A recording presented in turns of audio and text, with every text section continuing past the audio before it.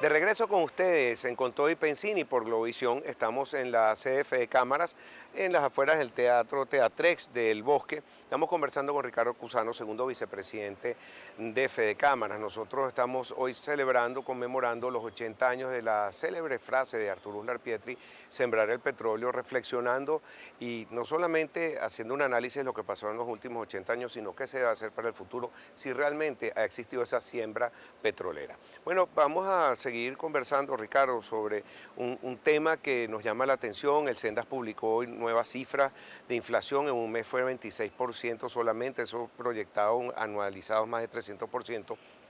El Wall Street Journal dice ayer que puede llegar la inflación a 1.600%. Si eso no es hiperinflación, si eso no nos ha hecho el país africanizar el país tipo Zimbabue, no sé qué será. Pero yo quería que me comentaras, tú que manejas también esta cifra, qué está pasando con el venezolano, la cesta básica, la canasta alimentaria, qué puede comprar el venezolano y cómo está ayudando a la industria en esto. Pero a los 80 años de la frase sembrar el petróleo, solo el 10% de la población venezolana con sus ingresos familiares puede accesar al valor de la canasta básica. Uno de cada 10 personas. Una de cada 10 familias puede comprar la canasta básica. Y la realidad es que el poder adquisitivo de la moneda venezolana y las políticas económicas no se rigen y no emanan desde instituciones como Fedecámara, nacen desde el gobierno nacional. Y eso se está traduciendo en que solo el 39% de la población está comiendo, Pedro, 3 veces al día. Hoy estamos viendo niños llegando a las escuelas, desmayarse, desvanecerse, niños que están llegando donde los padres en la noche le están, esto según información que nos ha dado la iglesia, el padre Monseñor Basabe, que estuvo en nuestra asamblea hace apenas unas semanas atrás aquí en la sede de Fedecámara, y nos contaban que en instituciones católicas que brindan en el desayuno a los niños, niños que están llegando con aliento etílico, porque los padres lo único que les pueden dar es algo de alcohol para paliarles el hambre la noche anterior.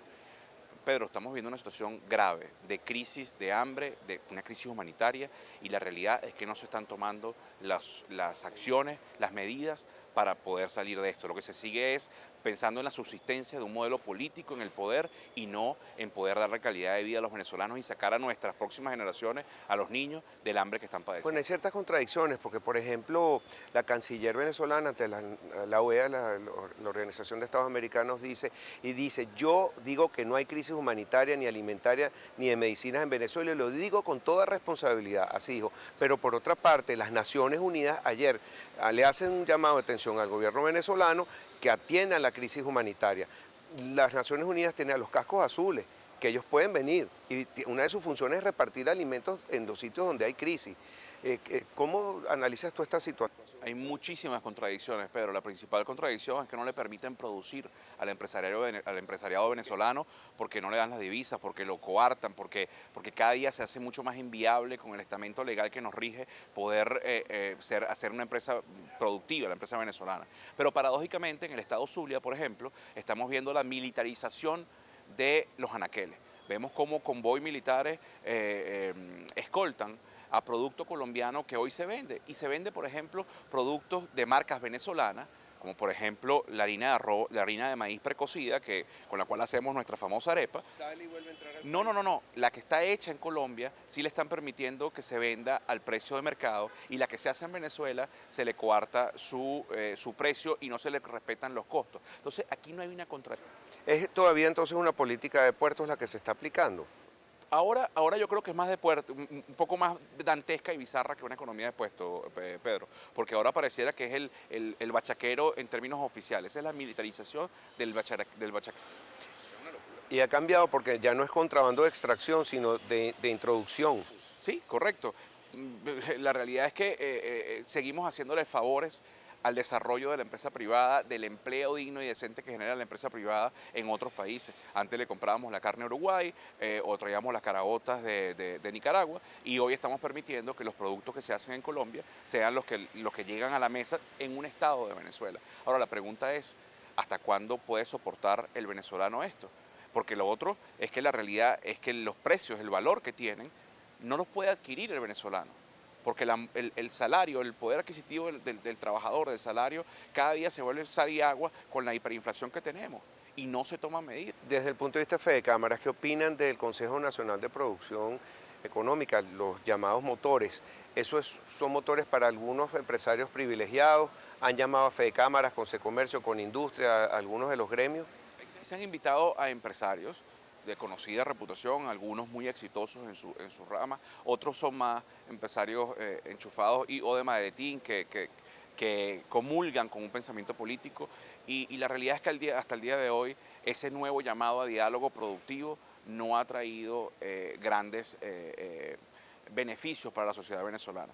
Y la mejor demostración es que desde que se decretó la emergencia económica, han pasado 6 meses, se dijo que en 120 días se empezaban a solucionar las cosas y hoy vemos nuestro poder adquisitivo y vemos el hambre de los niños y los venezolanos, los viejitos que se están muriendo de mengua por falta de medicina, cada vez incrementarse, ¿no? Vemos empresas como Kimberly-Clark, que acaba de cerrar en Venezuela, la toma el gobierno.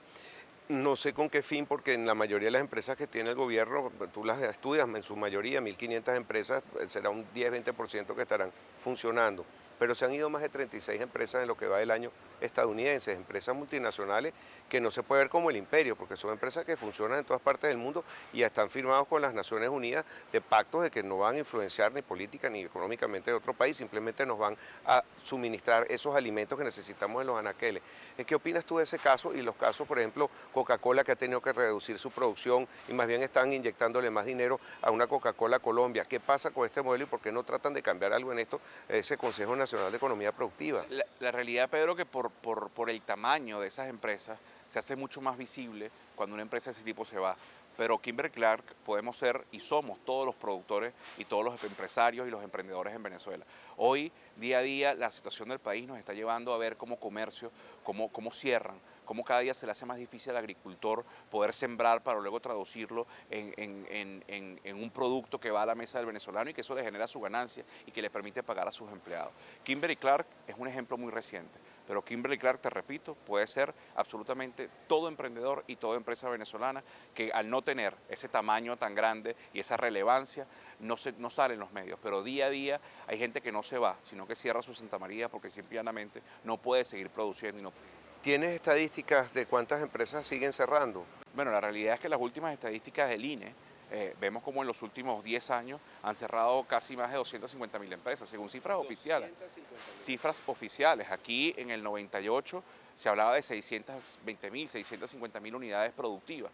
Hoy las últimas cifras del INE, oficiales, nuevamente repito, nos llegan a 320. Entonces, bueno, ¿qué está ocurriendo? ¿Qué pasó para que más del 50% del parque productivo venezolano en los distintos sectores económicos se viera reducido? Seguramente fue políticas económicas y pensamientos arcaicos y retrógradas que nos llevaron a esto. Bueno, te doy las gracias además por participar en el foro de los 80 años y gracias a Fedecámaras, y yo creo que el empresariado va a volver a crecer en este país, los necesitamos la empresa para llenar esos anaqueles. Ese debería ser el nuevo eslogan de Fedecámaras. Fedecámaras, quien llena los anaqueles de productos. Muchísimas gracias. Sepa, Pedro, que las puertas de Fedecámaras están abiertas para esta y cualquier iniciativa que las Fuerzas Vivas venezolanas quieran exponer para construir conceptos que nos lleven y se traduzcan luego en aportes y en soluciones a la crisis venezolana. Muchísimas